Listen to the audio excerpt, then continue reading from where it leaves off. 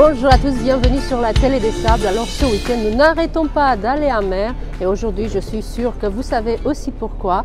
C'est parce que nous allons chercher, et c'est pour la première fois dans son histoire, un bateau qui a fini le Vendée Globe. Le premier bateau Aquitaine Écureuil 2, skippé par Titouan Lamazou, qui en 1990 a gagné le premier Vendée Globe, et il arrivera dans le port des Sables d'Olonne aujourd'hui vers 15 h. Vous saurez quand il est, si vous voulez venir le voir sur le quai, vous saurez quand il sera là, parce que pour annoncer son rentrée dans le chenal, il y aura 21 coups de canon. Et donc au moment des 21 coups de canon, vers 15 h, il rentrera dans le chenal avec à son bord, comme il y a 30 ans, Titouan Lamazou, le premier skipper à avoir gagné un Vendée Globe. Et puis à son bord également, surtout son propriétaire, l'actuel propriétaire qui est sablé, Alexandre Trier, qui lui viendra aussi nous dire peut-être pourquoi il s'est lancé dans cette aventure complètement folle de récupérer ce bateau à l'autre bout du monde et de le ramener ici au Sables d'Olonne. Alors si vous avez envie de venir les acclamer sur les pontons, venez, ils seront là dans 3 quarts d'heure maintenant.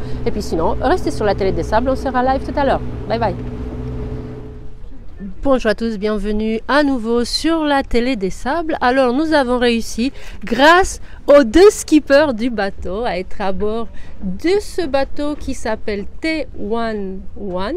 On va savoir pourquoi, et nous sommes avec le propriétaire du bateau et avec le premier propriétaire du bateau, le fameux Écureuil Aquitaine 2 qui a gagné le premier Vendée Globe. Titouan Lamazou est avec nous aussi aujourd'hui. Merci d'avoir accepté ce petit moment. Je vais peut-être commencer avec vous, Alexandre, parce que vous êtes sablé. Comment un auteur sablé finit par ramener dans le port des Sables d'Olonne un bateau, le premier bateau du Vendée Globe, parce que finalement j'ai cru comprendre que vous êtes devenu aventurier alors qu'à la base vous vouliez juste ramener le bateau. J'ai cru que vous avez vécu des aventures assez... Mais il y en a pour 3 heures d'interview là. Je vais être bref, hein. Titouan, je vais être bref, je vais te laisser la parole. Oui, parce que c'est un bateau exceptionnel, avec un marin exceptionnel, et grâce à Arnaud, lors d'une navigation, eh bien, je me suis dit, si Écureuil existe encore, eh bien, on va le sauver, et on va aller... Ouais, Arnaud Boissière, j'ai dit quoi? Des bêtises? Arnaud Boissière, Arnaud Boissière. C'est Arnaud Boissière. Qui est là d'ailleurs sur le bateau. Qui est sur le bateau, tout à fait. Et donc, après, oui, ça s'est passé grâce à une équipe. Ça n'a pas été le Vendée Globe, j'étais pas tout seul. Comme Titouan, son bateau, c'était toute une équipe. Et on a réussi à ramener le bateau grâce à tout plein d'énergie. Et plein de bonne volonté et des persévérances, patience. Et tout s'est bien passé. Et puis merci à vous tous d'être présents. Et surtout merci à Titouan, à sa fille, d'être présent à nos côtés. La fête ne serait pas la même. Nous en saurons plus certainement avec la télé des sables. Nous ferons une interview détaillée de vos aventures au Venezuela où vous l'avez trouvé. Mais d'abord... Titouan Lamazou, merci d'être au Sables d'Olonne aujourd'hui. Ça fait quoi?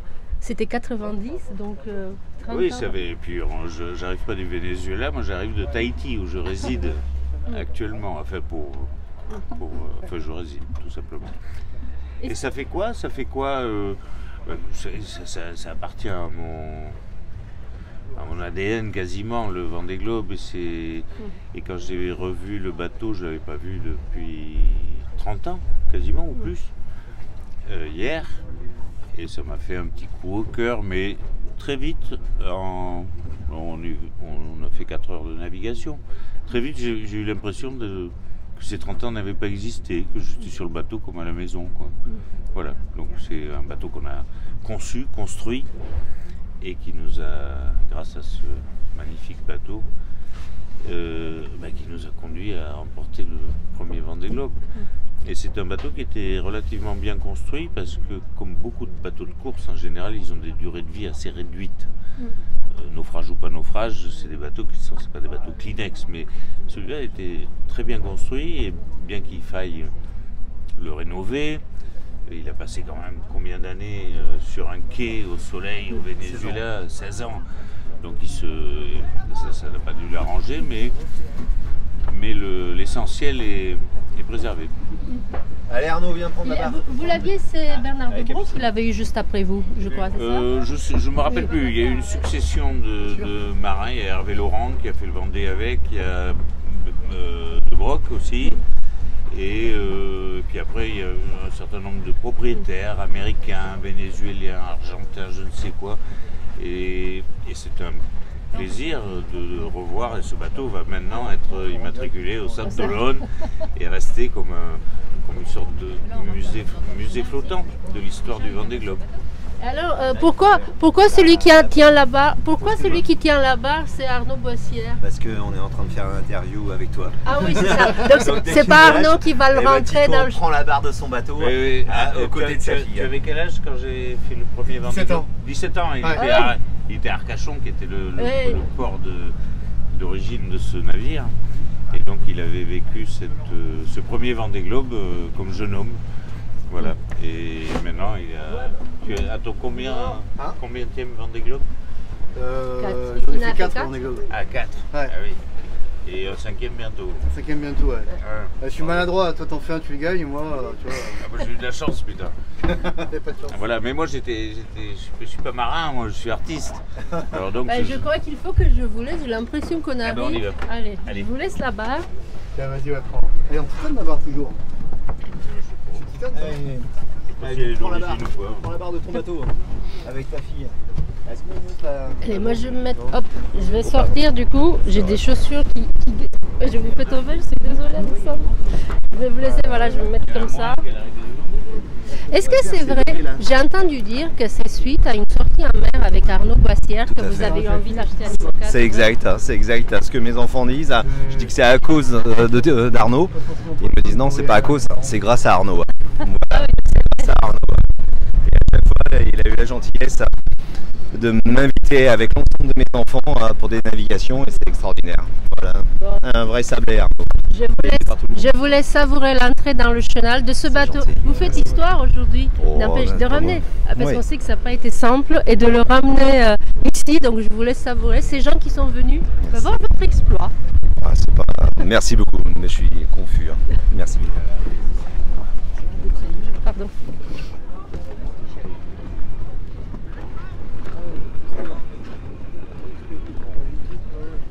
Voilà, les images, elles tiennent comme elles peuvent parce que c'est un live et je vais essayer, sans trop parler, je vais essayer de vous laisser voir sur l'eau l'ambiance un peu qu'il y a autour de l'arrivée de ce bateau dans le port des Sables d'Olonne. Hop, ça va bouger beaucoup. C'est la jeune génération est à la barre également avec Titouan Lamazou. Hey Charles. Et si je tombe pas à l'eau, je vais pouvoir filmer un peu mieux. Vous savez, il faut toujours que j'ai un problème quand je filme. Cette fois-ci, j'ai absolument pas les bonnes chaussures et j'ai pris terriblement sur le pont. Donc, je vais essayer. Merci beaucoup.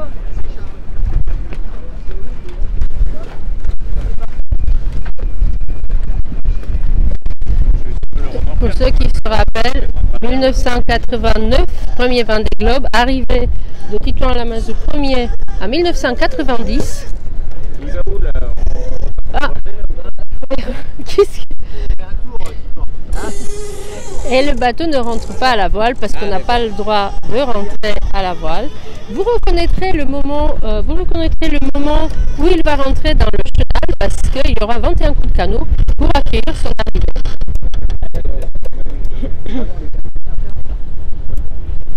Et puis sur le bateau, également le président du conseil général de la Vendée, du département de la Vendée. J'utilise les vieux termes. Bonjour Alain Leboeuf. Oui, bonjour. Toujours sur l'eau. Oui, très très heureux d'être sur l'eau, sur un bateau mythique comme celui-ci cet après-midi avec mon copain Yannick. Effectivement, c'est une merveilleuse idée que de mettre en scène un petit peu cette arrivée de l'IMOCA, le premier IMOCA qui a pu gagner cette première édition au moment où nous préparons la 10e. Je vais leur poser la question parce qu'il a l'air différent, mais si on peut tout à l'heure, je verrai. Bon courage pour la suite. Oui. Et justement, là, on est en train de commencer à préparer cette future belle édition avec un événement comme celui-ci. Tout va bien se passer. La 10e édition sera merveilleuse. Je suis désolée, je n'ai pas les bonnes choses pour que je m'assoie. Hop. crois que je vais finir pieds nus sur ce bateau parce que mes chaussures glissent trop.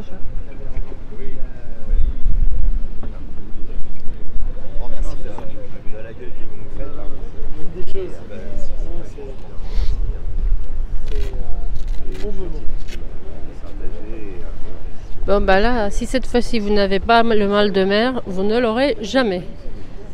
Parce que...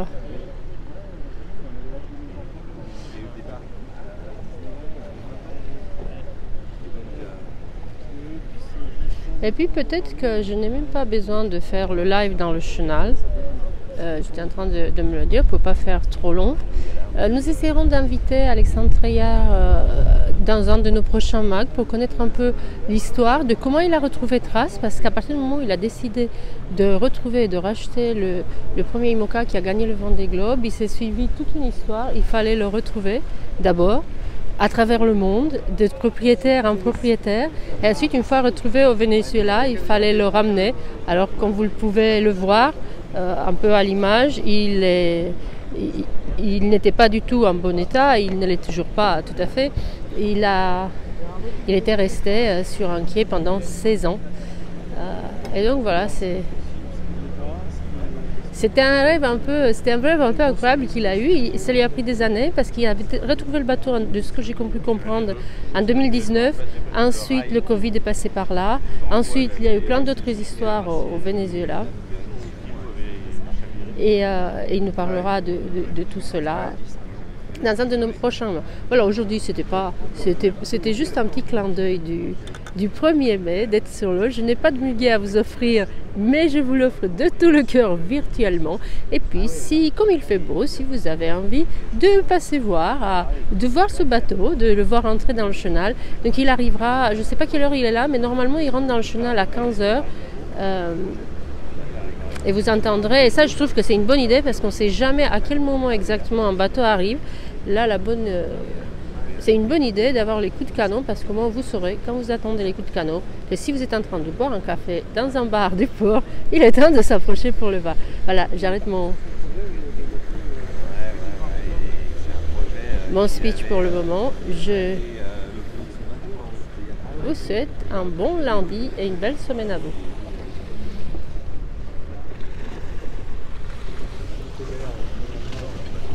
Complètement. Dès le premier soir, j'avoue que je suis bloqué. Puis il a fallu que je monte le lendemain. J'ai bloqué la voile.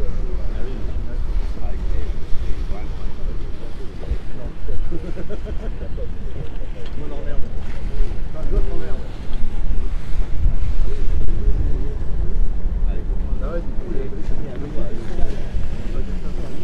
J'ai déjà dit au revoir Yannick Moreau avant de vous poser la question de ce que cela... Quel sentiment vous évoque à vous, c'est arrivé aujourd'hui, parce que vous y êtes aussi pour quelque chose, je crois. Au moins dans l'organisation de la journée. Oui, parce qu'en 89, j'y étais pas pour grand-chose, mais les Sablés ont un attachement particulier avec le Vendée Globe, et notamment avec la première édition du Vendée Globe. Les Vendéens, tous les Vendéens, gardent ce souvenir ému de cette première édition, où il n'y avait personne au départ, parce que personne y croyait, personne connaissait, personne n'a entendu parler. Et puis à l'arrivée, c'était la foule, quoi. Jacques Chaban-Dalmas et l'événement. On pouvait faire un tour de monde et revenir vivant. Donc on revit une petite page d'histoire des Sables d'Olonne, une page d'histoire de la Vendée, du Vendée Globe. Et je pense que ça va être sympa sur les quais. Dans quelques minutes, je pense que dans quelques secondes même, va débuter la canonnade. Et je pense que c'est à 15h. Qui a fait le bateau? C'est un bateau de pêche qui tracte? C'est un bateau de pêche parce que la tradition à l'époque, c'était que c'était les bateaux de pêche qui remorquaient les IMOCA à la sortie du chenal. Et c'est le même marin pêcheur les remorquait pour rentrer. Et donc Michel, qui avait remorqué Titouan en 89, lui avait dit Titouan, premier sorti, première entrée. Et Michel avait raison, Titouan était le premier entrée. Et il est là.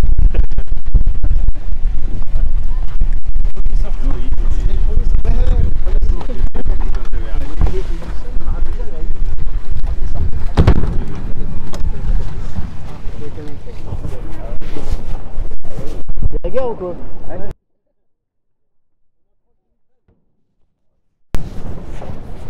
Oui, vachement attentif. Viens auprès de ton papa.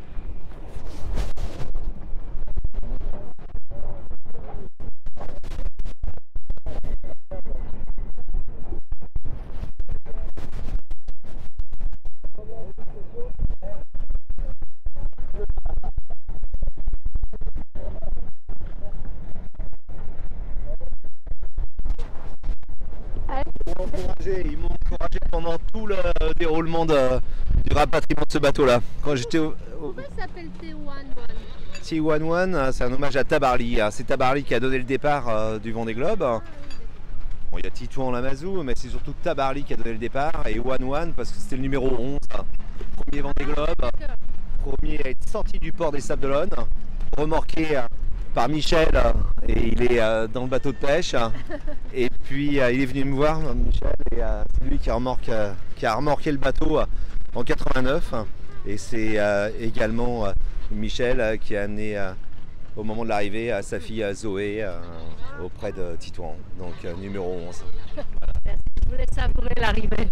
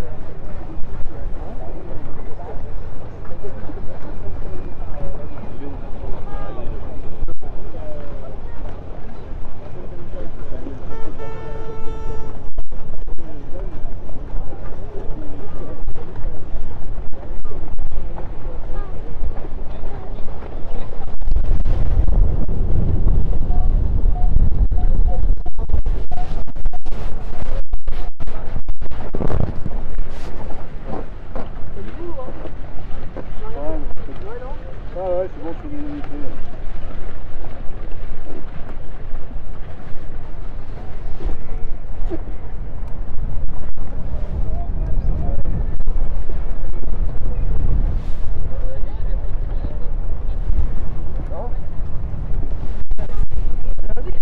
C'est noir de monde.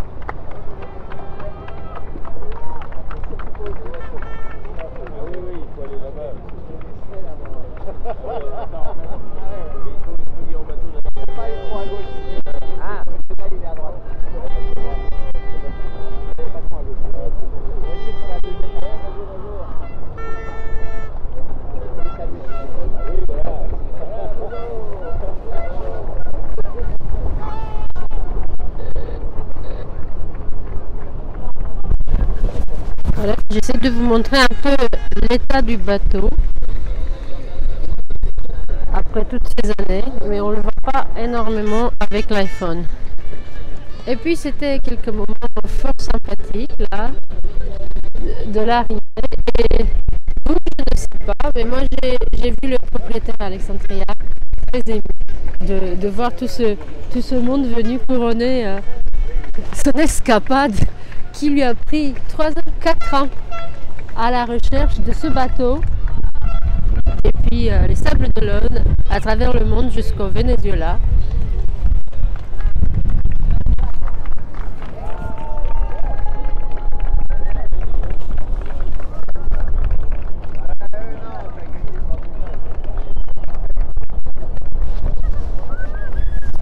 C'est incroyable le monde qu'il y a. Bon, d'ici à ce que je dise que c'est grâce à la télé des sables, notre live que tout le monde a vu, je plaisante. N'hésitez pas à laisser des commentaires. Moi, je vais couper la vidéo qui bouge. Je vais garder les moments les plus intéressants. Et je vais couper cela dès qu'on arrive. Et je vais mettre juste les moments les plus intéressants dans une vidéo YouTube de peut-être 5-10 minutes seulement pour résumer l'arrivée.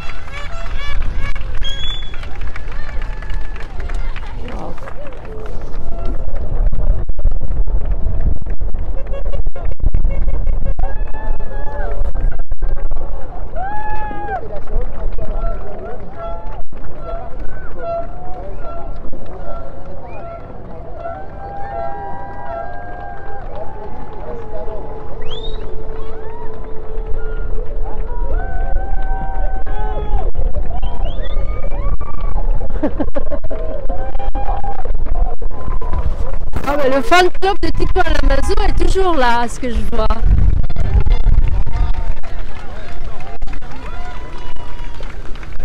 Si,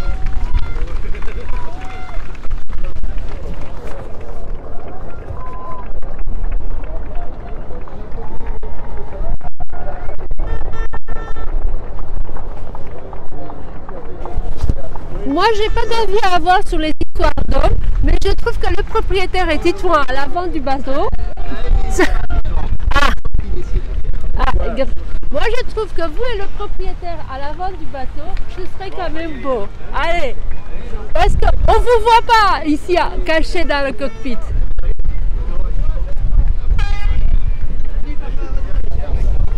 Allez, je leur ai dit, Titouan l'Amazon ne voulait pas aller à l'avant parce que ce n'était pas son bateau. Mais là, je crois qu'ils vont oser aller tous les deux à l'avant. Titouan, le vainqueur du Vendée Globe, Alexandre Treyer, le notaire sablé, qui est allé à l'autre bout du monde chercher le bateau.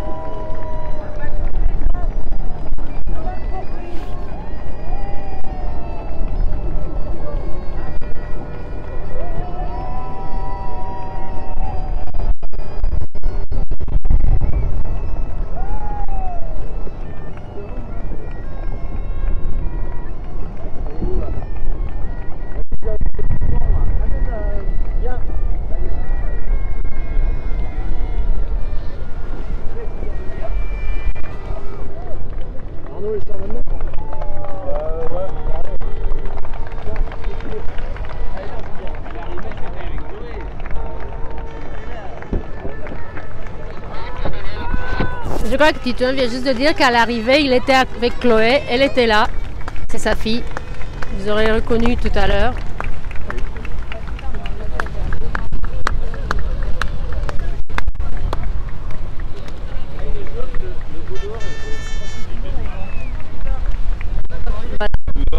Père et fille à l'avant du bateau. Et je vais reculer.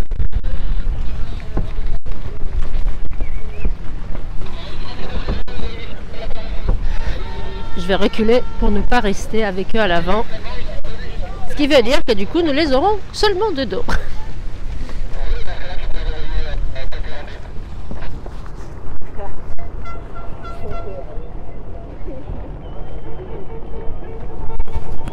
Il y a un monde fou des deux côtés du...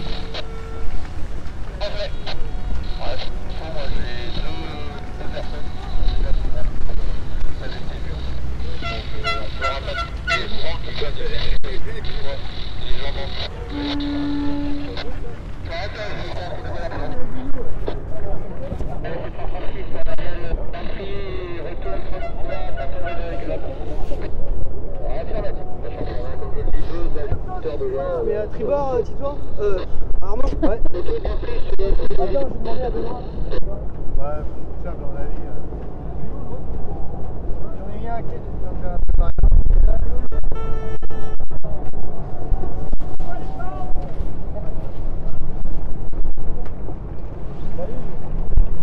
Ouais, c'est tribord à quai. Ouais.